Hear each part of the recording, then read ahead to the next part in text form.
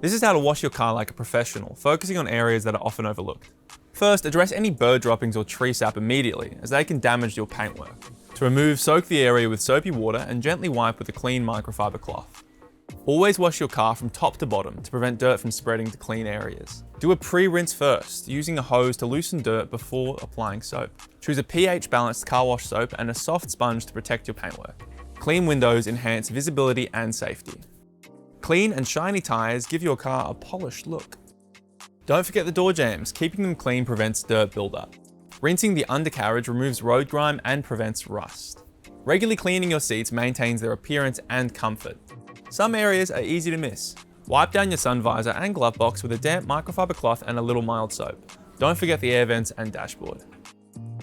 And for spots like cup holders, floor mats, and under the pedals, a vacuum with a narrow nozzle and antibacterial wipes can help keep ants and bugs away. With a bit of effort and the right tools, you can keep your car looking its best.